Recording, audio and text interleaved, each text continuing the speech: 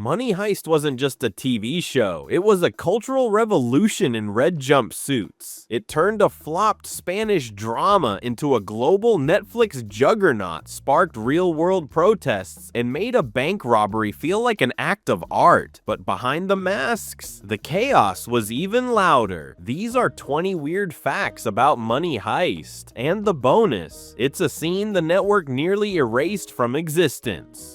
Fact 1. The show was originally a failure. Before Money Heist became a global phenomenon, it almost disappeared. When it first aired on Spain's Antena 3 in 2017, it was called La Casa de Papel, and it didn't exactly light up the ratings. The budget was low, the crew exhausted, and the second half of the first season felt rushed due to declining viewership. Netflix quietly picked it up, repackaged it, and gave it an international release, with no promotion. But then something insane happened. The numbers exploded. In a matter of weeks, it became the most watched non-English language show on Netflix. What flopped in Spain took over the world. Fact 2. The iconic Dalí masks weren't the first choice. The show's creators originally considered using anonymous white theater masks, something cold, eerie, faceless, but showrunner Álex Pina thought it lacked punch. He wanted something instantly recognizable, something loaded with subtext. They landed on Salvador Dalí, the surrealist artist known for his defiance, mustache, and madness. Dalí represented rebellion, he represented chaos, and in a show about disrupting the system, that weird waxy face suddenly made perfect sense.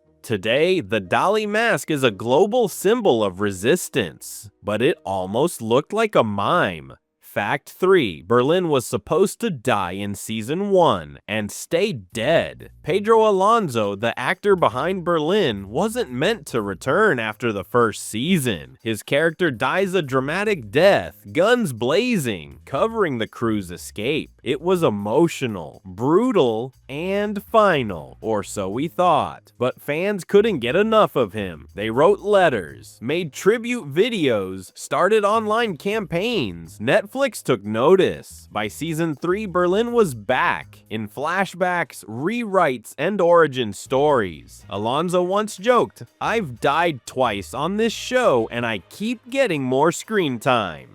Fact 4. The professor's glasses were a mistake. Alvaro Mori created one of the most iconic anti-heroes in TV with El Profesor, but the look wasn't planned. The glasses he wore during his first audition were his real ones, meant to help him read the script. They weren't part of the character at all, but the casting director loved the image. Thin, awkward man in wire frames, plotting a heist like a chess match. So the glasses stayed, and they became essential to the professor's nervous genius vibe. Morte said, "The glasses made him vulnerable, and that's when I knew who he really was." Fact 5. Nairobi's most famous line was improvised.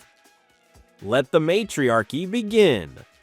4 words that lit up the fandom. Posters, tattoos, t-shirts, you name it. But that line? Total improv. Alba Flores, who played Nairobi, said she felt something was missing in the scene. The original script had no punch to it, so right before the take, she threw in the now famous line. The director nodded. "We're keeping that." The result was a rallying cry for fans, especially women, around the world. It became bigger than the show itself. Fact 6. The red jumpsuits were a practical nightmare. They look slick, uniform, symbolic, but the truth, those red jumpsuits were awful to wear. Filming in Madrid summers meant 100-degree heat, long days, and sweat. Lots of it. Actors had to peel them off during breaks just to breathe. Some wore ice packs under the fabric. Others fainted during rooftop scenes. The costume designer tried lighter fabric for later seasons, but it didn't help much.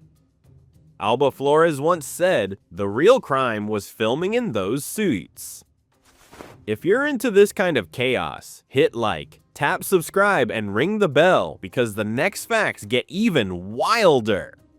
Fact 7. Bella Ciao wasn't in the original script, the resistance anthem that defines Money Heist. It almost didn't happen. The Italian folk song Bella Ciao, a historic anti-fascist chant, wasn't part of the original plan. It was added late in production after a script meeting about what unites the group emotionally. One writer suggested a song, another said, "What about Bella Ciao?" They tried it, it clicked. When the professor and Berlin sing it together for the first time, it became the heart of the show. Now the song has been played at protests in dozens of countries, and even streamed at sporting events. Fact 8. Tokyo was inspired by Natalie Portman. No, really. The character of Tokyo, narrator, wildcard, emotional hurricane was built around the vibe of Leon the Professional. Writer Álex Pina said he wanted someone with intensity, fragility, and explosive unpredictability. He showed Ursula Corberó a photo of Natalie Portman in a choker and said, "That's your energy." She got it immediately. Even Tokyo's haircut, voiceover narration, and broken logic reflect that Portman aesthetic: chaotic, beautiful, and not quite trustworthy.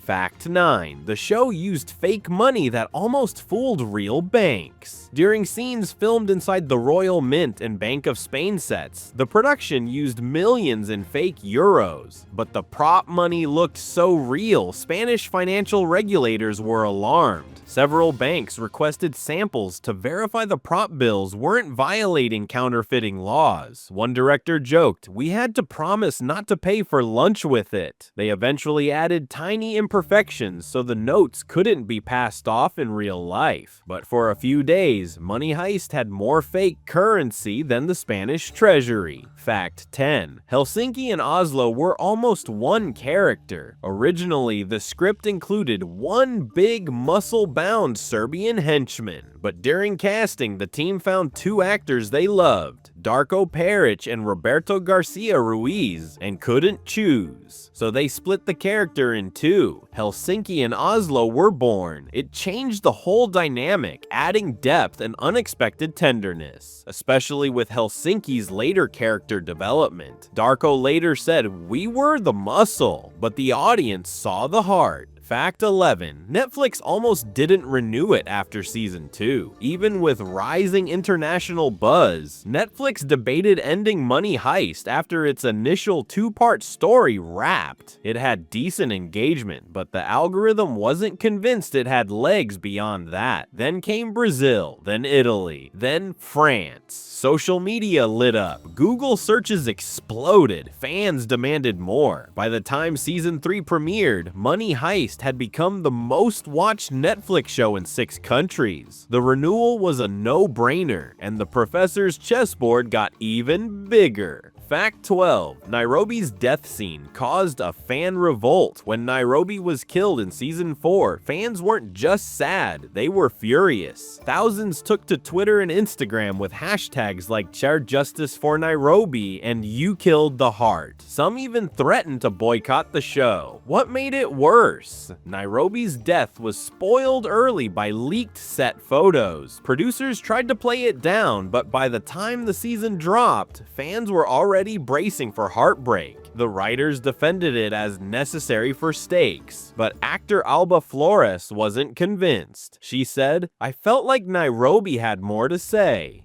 Fact 13. Berlin is based on a real person. Pedro Alonso's character, Berlin, was inspired by a real-world art thief and con man, someone the writers never named, but admitted had serious narcissistic charm. Berlin's elegance, cruelty, and twisted logic were lifted straight from interviews with that unnamed source. Even Berlin's calm demeanor during tense moments came from this real person's interrogation footage. Alonso studied it closely and mimicked the stillness. He believed he was the smartest man in every room, Alonso said, and he usually was. Fact 14. The actors weren't allowed to use their real names in public. During the first wave of global success, Netflix instituted a strict publicity policy. Cast members were discouraged from saying their real names while on press tours. Instead, they were told to use their Money Heist code names, Tokyo, Denver, Nairobi, etc., to protect the show's brand. Some fans believed those were their real names. At one event in Brazil, fans yelled Tokyo